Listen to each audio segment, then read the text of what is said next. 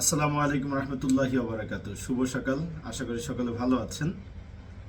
আজকে একটি কমন কথা নিয়ে কথা বলতে চাই। কমন কথাটা হলো, আমরা কোনো কাজ করতে গেলে সবসময় বলি যে ঠিক আছে, আমি চেষ্টা করব। এই চেষ্টা করার কথাটার অর্থ যেটা দাঁড়ায় সেটা হচ্ছে, এটা একটা ফাঁকিবাজি কথা। আপনি যখন কোনো কাজ করতে যাবেন, তখন যখন বলবেন যে আমি এই কাজটি করার জন্য চেষ্টা করব, তখন মনে হচ্ছে যে আপনি এই কাজে ইফোর্ট 100% দিলেও দিতে পারেন, নাও দিতে পারেন। ঠিক আছে? তো সবসময় চেষ্টা করার কথাগুলো কিন্তু সাকসেস হয় না। কিছু কিছু সময় হয়, কিছু কিছু সময় হয় না। অধিকাংশ সময় দেখা যায় যারা বলে যে ঠিক আছে চেষ্টা করব, তারা অধিকাংশ সময় ফেইলার হয়, সবাই সাকসেস হয় না।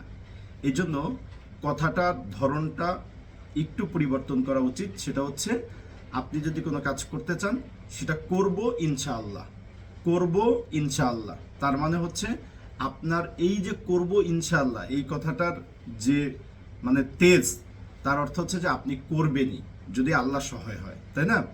তো আমরা চেষ্টা করব কথাটা থেকে একটু বের হয়ে এসে আমরা করব ইনশাআল্লাহ কথাটা বলার চেষ্টা করি, তাহলে মনে হয় সবার জন্য ভালো হবে। ধন্যবাদ সবাইকে।